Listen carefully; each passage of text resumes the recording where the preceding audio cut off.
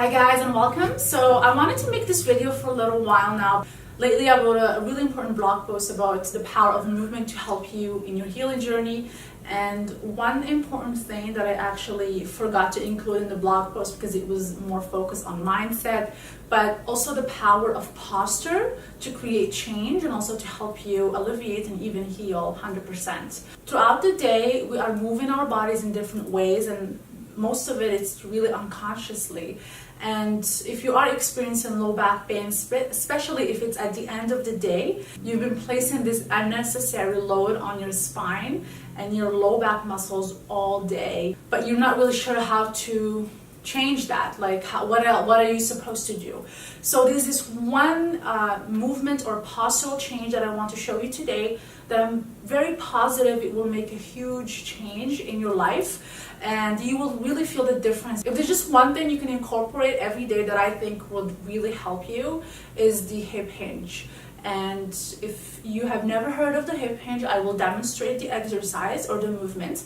And it's really something that would really help you in not just alleviating the pain, but also preventing any future injuries and really just helping you move forward instead of just having all these unnecessary flare-ups. So the first thing I want you to do is just kind of perform your daily activities normally and notice how you're feeling, especially things like picking something off the floor, putting something on the floor, anything where you're bending forward.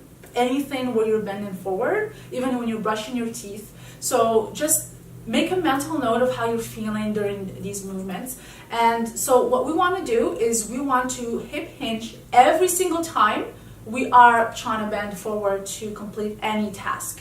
Okay, so I am going to be demonstrating the hip hinge here. And so you want to stand nice and tall, and from here you just want to draw your hips backward. You're going to create a stretch here and forward. You want to also create a little bit of stability around your spine by activating your core. And a really good exercise to activate your core is just to dig your fingers a little bit here. You want to dig your fingers a little bit in your abdominals and just push out. Like try to push your fingers out. And when you feel that muscle, like you're gonna feel that muscle right here, that is actually your deep core abdominal muscles. You want to keep those braced whenever you're trying to bend forward. So let's just say that you want to pick up this blanket off the floor, and say normally what you do is you just bend like this. You bend forward, you pick it up, and you go about your day. So next time what you want to do is just make a mental note of that. First, you are going to spend some time to try to focus every time on these little things, but afterwards it's just going to become really automatic. You won't even have to think about it. So from here you just want to hip hinge. So draw your hips backward and then pick the blanket off the floor, and you want to do that for every single thing. So even for weights, say you want to pick something again off the floor. If you normally just bend your spine like that, you are placing all the load on your spine here. Your core is not activated, your glutes are not activated, and you're not drawing the movement from your hips. You are moving through your spine, which you shouldn't be doing. So from here, again, hinge at the hips and pick the weight up. So again, when you're brushing your teeth, hinge at the hips instead of just bending at the spine. You want to always make sure that you're hinging at the hips. So when you do that, like, notice how my spine is literally neutral.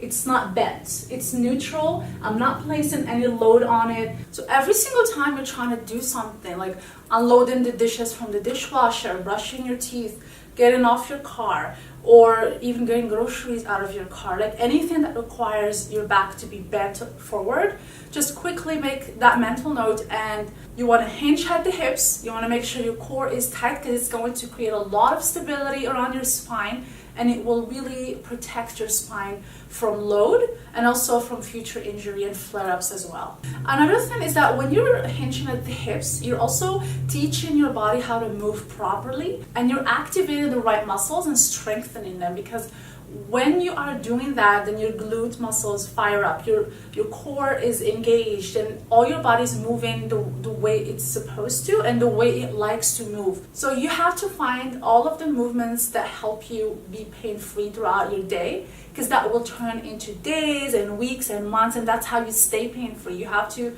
find out the postures and all of the exercises or the things you're doing every day that are triggering the pain, and replace them with the proper movements that helps your body move properly without the pain.